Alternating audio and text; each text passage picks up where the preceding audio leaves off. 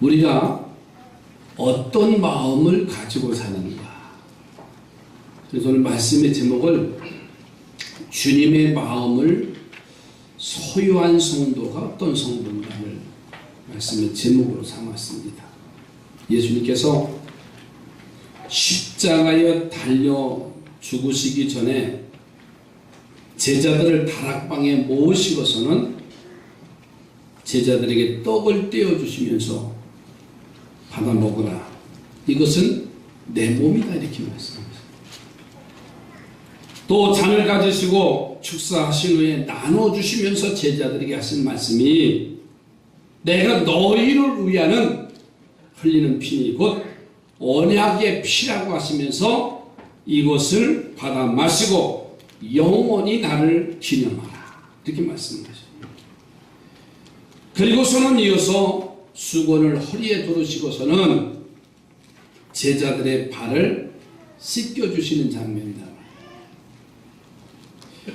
베드로가 송구스럽게 사양하자 발을 씻지 않으면 나와는 상관이 없다고 하시고서 제자들의 발을 이제 씻겨주시지요.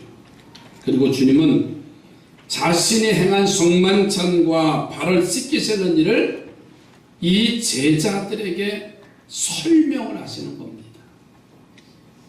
예수님께서 이 두 가지 일을 행하시고서는 그 이유를 설명하신 대상은 많은 회중이 아니에요. 바로 예수님의 제자들에게 3년 반 동안 따라다녔던 예수님의 제자들에게 설명을 하시는 거예요. 너희도 가서 이와 같이 하라. 오늘 우리들은요 모두가 다 주님의 제자들입니다. 그의 사랑하는 자녀들입니다. 그러니까 이 행동과 설명은 오늘 우리들에게 이 아침 주시는 말씀인 줄로 믿습니다. 여러분 주님의 좋은 제자가 되기를 주의 이름으로 축복합니다. 저는 어제 어르신들을 이제 신방하면서 내가 다 하지 못했구나. 그게 막 맴돌아요. 제가 카스에다 올려놨더니 배송을 했더니 아는 목사님들이 막 칭찬을 하는데 칭찬은 아니었어. 제 마음의 한구석에 이렇게 해야지 하면서도 다 하지 못한 모습을 그대로 고백할 수밖에 없어. 정말 우리가 예수를 믿으며 하나님의 자녀라고 하면서 제가 봄에도 이렇게 물었습니다. 정말 하나님 믿는 사람들입니다. 목사이면서도 하나님을 믿는 목사입니다. 한번 되물어볼 수 있는 그런 시간들이 우리에게 필요하다는 거예요. 저는 그래서 오늘 고난주간은 아니지만은 정료주일은 아니지만은 이 말씀을 통해서 오늘 우리의 신앙을 점검해 보고 싶습니다. 그래서 주님의 마음을 소유하는 성도는 첫째로 겸손과 헌신의 삶을 살라고 이 아침 말씀하셔요. 예수님께서 성만찬을 행하신 후에 곧바로 대야에다 물을 떠서 허리에다가 수건을 동이고 그리고서는 제자들의 발을 씻겨줍니다. 맨 마지막에 베드로의 순서가 되니까 베드로 자신이 주님의 발을 씻겨 드려야지 내가 어떻게 주님께 발 씻김을 당할 수 있겠습니까? 거절을 해.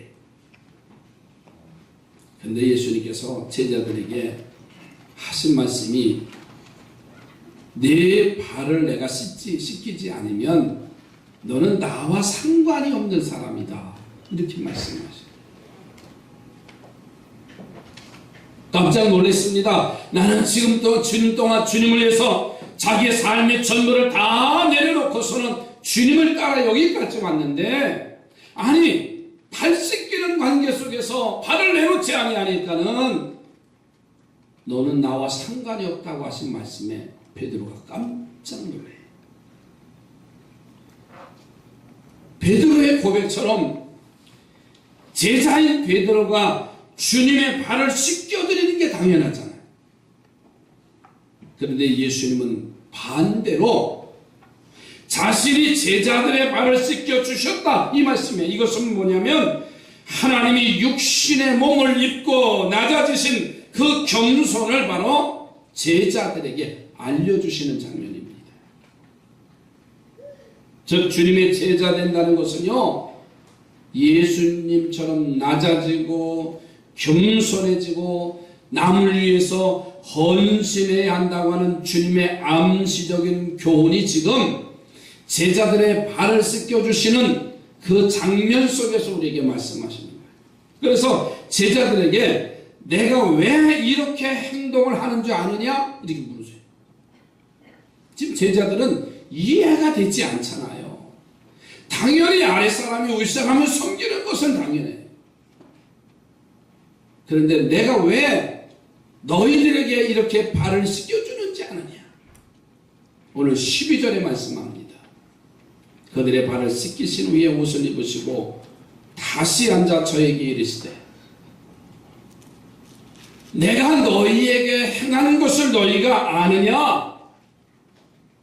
따라서 우리들도 예수님처럼 겸손해져야 되고 그리고 남을 위해서 헌신하는 삶을 살아야 될 줄로 믿습니다. 즉 주님의 놀라운 구원을 얻은 우리가 그것에 감사하고 기뻐하다가 어느 순간에 우리는 교만해지기 시작해요. 어느 순간에 대접하는 자리가 아니라 대접받는 자리도 나도 모르는 사이에 서 있어. 오히려 낮아지고 남을 섬기는 귀한 자리에 들어가는 것을 잊지 말라는 교훈이 오늘 말씀 속에 담겨져 있는 줄로 믿습니다. 제가 한 곳에서 오래 목회하다 보니까는 지방 감리사를 지내고 또 경찰서 경목실장을 한 7년을 지내고 부평기독교연합회장까지 다 했어요. 뒤를 돌아보면 섬김의 자리고 헌신의 자리인데 어느 순간 내 자신이 대접을 받는 자리에 서 있더라고요. 어느 순간 내가 그 자리에서 지시하는 자리가 되어져 있더라고요. 나는 지시하는 사람이 아니라 섬기는 자리고 헌신의 자리인데 어느 순간 내 자신이 대접받는 자리에 와 있더라고요. 제 마음에 그런 생각이 들어요. 내가 이 자리를 좀 빠져주는 게 바로 헌신의 자리고 대접하는 자리가 되는구나 하는 그런 마음을 갖게 됩니다. 여러분 주님의 깊은 교훈을 깨달으시기 바랍니다.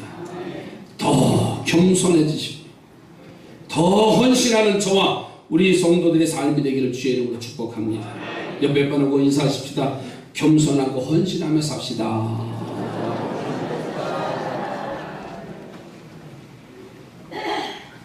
남이 헌신하기를 바라지 말고 내가 먼저 헌신하는 그런 하나님의 사람으로 세워졌으면 좋겠어. 이제 내 발을 남이 씻어주기를 바라지 말고 남의 발을 씻어주는 그런 성도가 되자는 말이에요. 이스라엘이 하나님의 언약궤를 잘못 사용해서 블레셋에게 빼앗깁니다. 블레셋 사람들은 그 언약궤를 자신들이 섬기는 신당에, 다곤의 신당에 언약궤를 안치해 놓습니다. 그런데 그 다음날 아침에 나가보니까 그 블레셋 사람들이 섬기는 그 신상 목이 다 부러져요. 그 다음날도 하니까 또 부러지는 거예요. 그리고서는 온 블레셋 지역에 전염병이 도는 거예요. 야, 이상하다. 하나님의 언약궤를 안치해 놓는 순간에 이상한 현상들이 일어나니까는 그 방백들이 모여서 회의를 합니다. 우리가 이 언약궤를 다시 이스라엘로 보내는데 새끼소를 송아지를 떼우는 젖먹이 송아지를 떼어놓고 암소 2마리에다가 수레를 만들어서 하나님의 법궤를 싣고 그래서 베스메스로 곧장 가면 하나님이 그곳에 계신 것이고, 그렇지 않으면 우연한 일이다.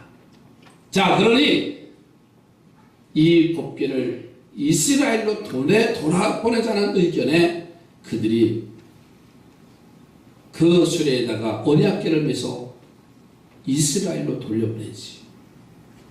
전나는 암소 2마리는 젖먹이던 소는 좌로나 우로나 치우치지 아니하고 벳세메스까지 곧장 갔다는 말씀이 나와요. 그 송아지들은 얼마나 울었겠어. 벳세메스에 도착하자 이스라엘 백성들은 그 소를 잡아서 하나님 앞에 번제로 드립니다. 땔감은 수레를 부숴서 장작을 해서 그래서 하나님 앞에 감사의 제사를 드려요. 이 암소, 벳세메스로 간 암소들은 선택받은 소입니다. 거기다가 이들은 놀라운 하나님의 사역을 완성한 소들입니다. 칭찬받아야 마땅하고 벳세메스에 도착하여 수고했다고 먹을 것을 제공받을 수 있는 그러한 소임에도 불구하고 그들은 말 한마디 칭찬 듣지 못하고요, 자신들이 죄물이 되어 죽었어. 오늘 이런 자세가 우리 주님이 걸어가신 길이죠. 만민을 위해서 고난의 십자가를 지시고 죽음의 길을 걸어가시는 주님의 발걸음이었습니다. 자신들의 죄를 위해서 우리 주님이 대신 죽어주시는데 인간들은 그 예수님을 비방하거나 원망하는 말 한마디 하지 아니하시고 묵묵히 겸손히 헌신의 길을 걸어가셨잖아요.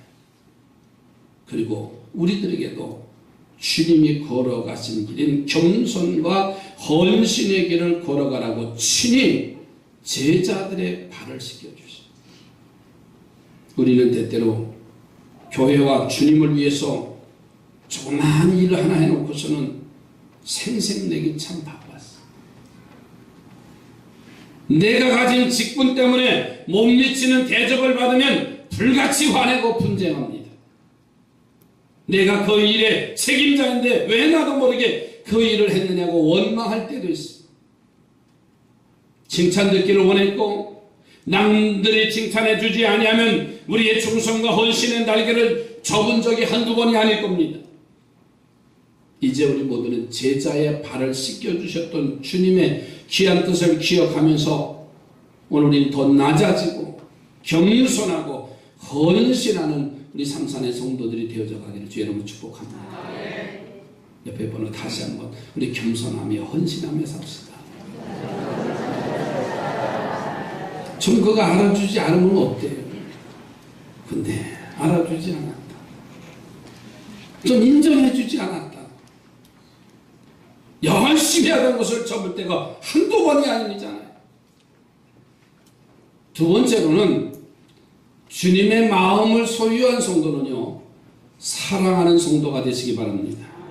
예수님이 제자들의 발을 씻기신 후에 그들에게 명령하지요. 13절 14절에 보시면 너희가 나를 선생이라 떠는 줄 아니 너희 말이 옳도다. 내가 그러하다.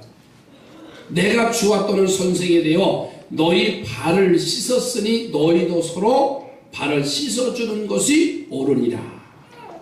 우리가 남이나 아랫사람을 위해서 발을 씻어주는 일에 겸손과 헌신의 일이기는 하지만 사랑이 없으면 오래 가지 못합니다.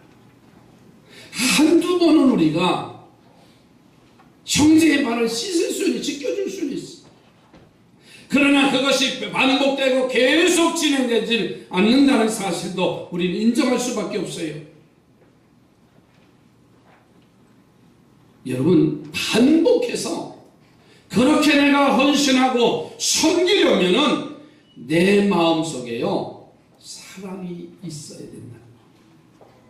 따라서 예수님이 이 일을 행하면서 주신 내가 너희의 선생이 되고 주인인데 이 일을 행하는 것을 너희도 본받으라는 명령 속에는 너희 마음속에 사랑을 가지고 이 일을 기쁘게 행하라는 뜻이 담겨있는 줄로 믿습니다. 옆에 분하고 인사합시다. 사랑을 가지고 행하시기 바랍니다. 근데 그 사랑은 한 번의 사랑이 아니에요. 한 번의 사랑이 아니에요. 무한 반복적인 그 사랑이잖아요. 그래서 16절 17절에 이렇게 말씀, 내가 진실로 너희에게 이르노니 종이 주인보다 크지 못하고 보냄을 받은 자가 보낸 자보다 크지 못하나니 너희가 이것을 행하고 이것을 알고 행하면 뭐가 있다고요? 복이 있대. 이것을 알고 행하면 복 있는 자가 될 줄로 믿습니다. 이 말씀은 종이 상전보다 못하듯이 너희들도 희생과 헌신의 삶을 살기가 주님만큼은 못할 것이다. 그러니 너희 마음의 사랑을 가지고 이 일을 힘써 행하라. 그러면 이 일을 할 수가 있고 그 사랑의 마음을 하나님이 기쁘게 보실 것이고 이로 인하여서 복이 있다 그랬어요. 복 있는 자가 되시기 바랍니다.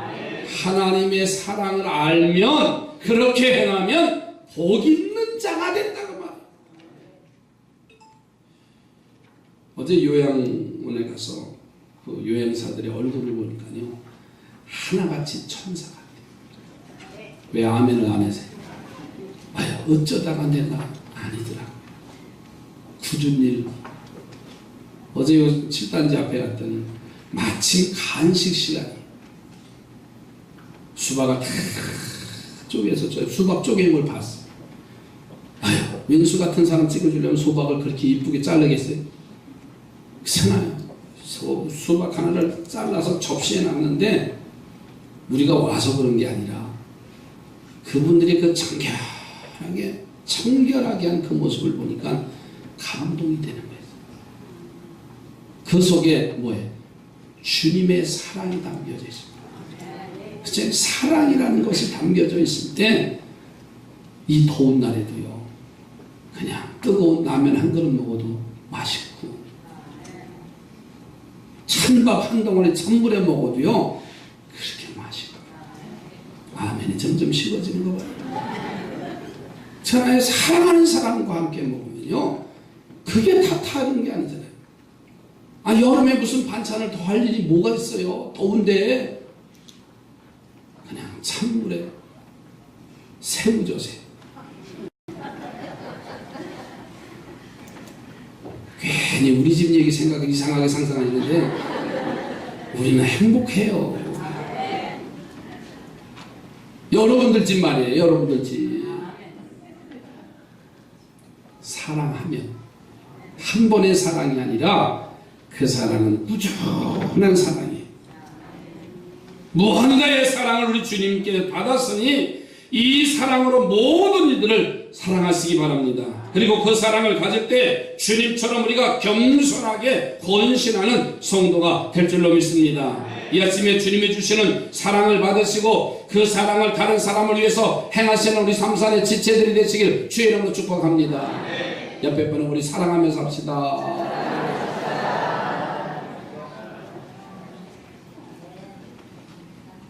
톨스토이 소설 중에서 사람은 무엇으로 사는가 라는 글이 있어요.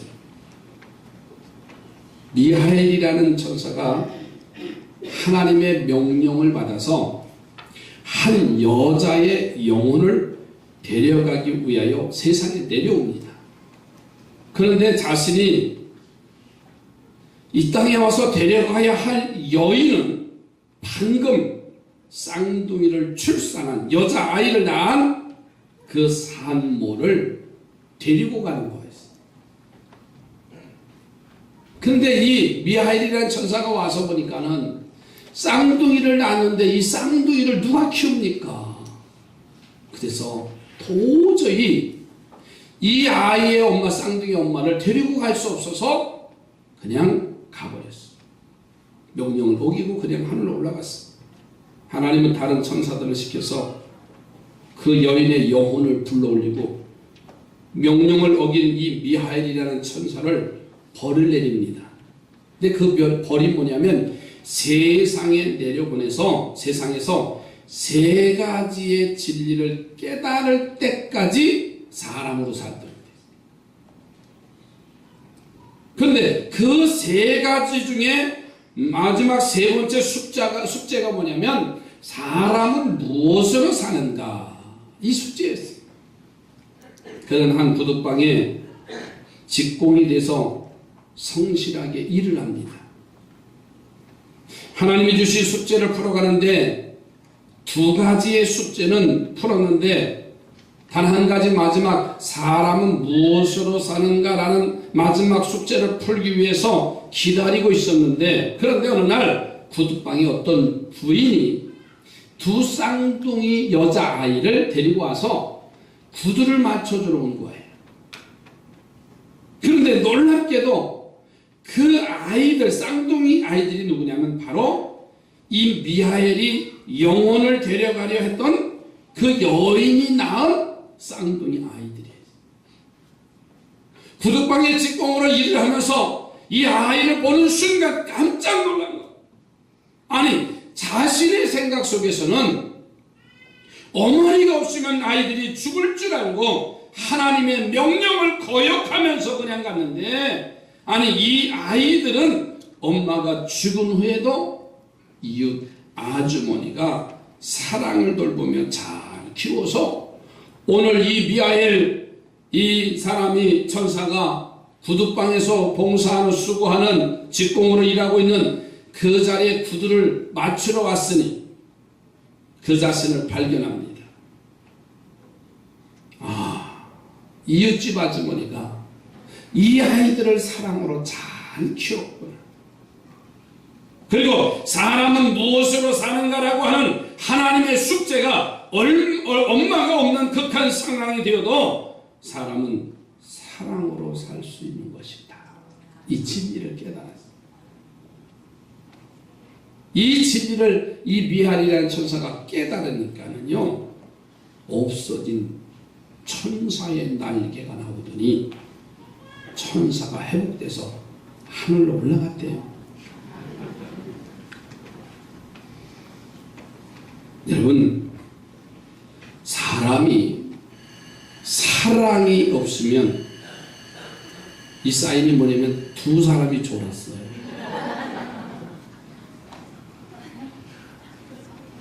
일어나 보시죠, 그 사람. 다 일어날 것 같아요. 사람이 사랑이 없으면, 사랑할 줄 모른다면 따라갑시다. 사람이 아니다. 뭐가 아니라고요? 사람이 사랑이 없으면, 사랑할 줄 모르면 사람이 아니에요. 더 나아가서는 하나님의 자녀가 될 수가 없어요. 우리는 부모님의 사랑을 받고 여기까지 자라왔어요. 저는 지난 초복날 초복인 줄도 몰랐어. 장로님이 점심을 먹자고까지 했는데도 나는 초복인 줄 모르고, 지방 목사님하고 중국에서 선교사님이 만나자고 그 전주에 약속이 돼서 그 약속만 잡혀서 약속이 있는데요 하고 거절을 했어. 그리고 와서 집에 와서 목사님들을 만났는데 하시는 말씀이 오늘 초복이래요. 초복이 아니라 초복. 아, 그렇구나. 그래서 제가 시골로 오후에 전화를 드렸어요. 저도 잊어먹었으니까. 그 전날 어머니가 전화를 하셨어요. 왜 그런지 모르시겠. 저녁 10시에 전화 안 받는다고 10시 넘어 성경 통도 끝났는데 전화를 하셨어요. 왜 전화를 안 받냐? 그래서 나는 그것도 몰랐어요. 너들 내일 내려올 거냐? 그런 얘기신 것 같아요. 그래서 오후에 전화를 드려서 이따 5시에 좀 갈게요. 그래서 금요일날 달려가서 가까우니까 또 감사하지요. 저 전라도나 경상도 가면 가지도 못하지. 그래서 저녁을 사드리고 오면서 그래요. 부모님의 사랑 때문에 존재하는 거지. 왜 아멘을 안 하지? 뭐 어디서 뭐 구하러 자랐나요? 부모님의 사랑 때문에 여기까지 와 있어. 아멘이지요. 하나님의 사랑 속에서, 그리고 주님의 무한대의 사랑을 받고 여기까지 왔어.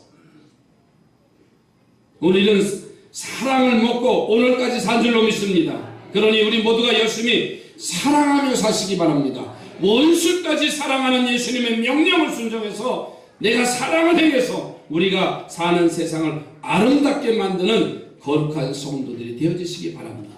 이 지역의 아름다움은 사랑하며 살면 아름다운 거예요. 세 번째로는 예수님을 영접하려는 삶을 사시기 바랍니다. 예수님을 영접하는 생활이 주님을 마음에 모시고 사는 성도의 삶이에요. 예수님은 마지막으로 간절하게 우리 주님을 영접하여 하나님의 영접하는 삶을 살라고 제자들에게 부탁을 해. 아니 지금까지 주님 3년 반 동안 따라다녔는데 아니 주님의 제자 아닙니까?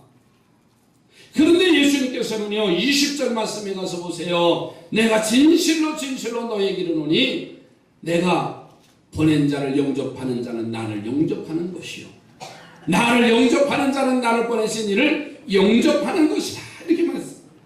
이 일이 너무나 소중하기 때문에 예수님께서는 진실로 진실로라고 2번이나 강조하시는 거예요. 왜냐하면 겸손한 자리에 이르는 일이나 헌신할 수 있는 성도가 되거나 또는 사랑으로 부족함을 채워줄 수 있는 길은 바로 예수 그리스도를 영접할 때에 가능하고 극대화될 수 있다는 말씀을 하시는 말씀입니다.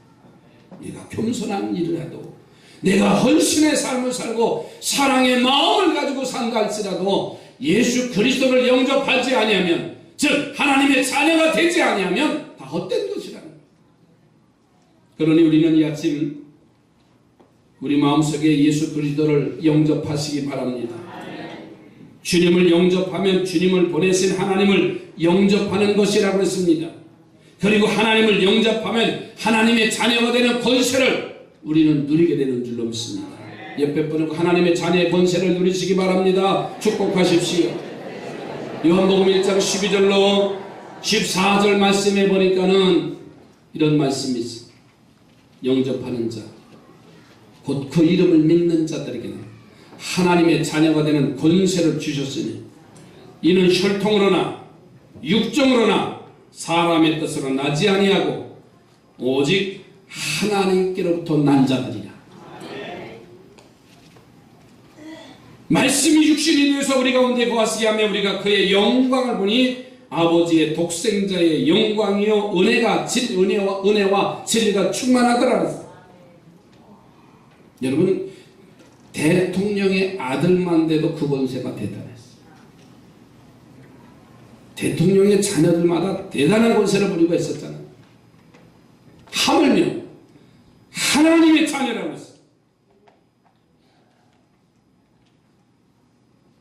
하나님의 자녀, 하나님을 영접하면, 주님을 영접하면 하나님께는 영광이고 우리들에게는 축복이고 다른 사람들에게는 사랑을 전할 수 있고 우리들의 자녀들은 더욱 영화롭게 되어진다는 사실이에요. 여러분 예수 영접하면 삶과 생각과 마음의 언행이 변화됩니다. 다시 묻습니다. 정말 하나님 믿는 사람입니까? 내 안에 하나님을 믿는 사람이라고 하면 우리가 함부로 말할 수 없죠. 내 안에 그리스도의 영으로 채워졌다고 한다면 우리는 함부로 행동할 수 없잖아요. 왜? 주님이 보고 계신데. 영접하면 하나님의 자녀가 되면 삶이 변해야 되잖아요. 생각이 변화져야 되잖아요. 행동이 바뀌어져야 되잖아요. 저는 바랍니다. 목사도 바뀌어져야 되고요. 장로님도 바뀌어져야 되고요.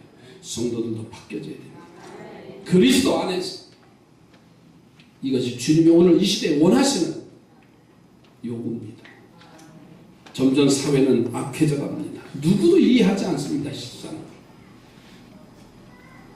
세계 도처에서 큰 사건 사고들이 일어나고 있습니다. 대형 교회들이 뉴스거리가 되어지면서 뻥뻥 터져요. 뭐라고 말씀하시는 겁니까? 너희들이 과연 하나님을 믿는 하나님의 자녀들이 나는 크리스찬인가? 큰 기업을 하든 작은 기업을 하든 직장인이든 학생이든 정말 야, 저 사람은 예수쟁이야. 저 사람은 크리스찬이야. 비로소 그리스도인이라 인정을 받은 것처럼 오늘 우리의 자리에서 내 삶의 현실에서 주님이 나와 함께함으로 그리스도인이라 인정을 받는 우리 모두의 삶이 되기를 주의 이름으로 축복합니다.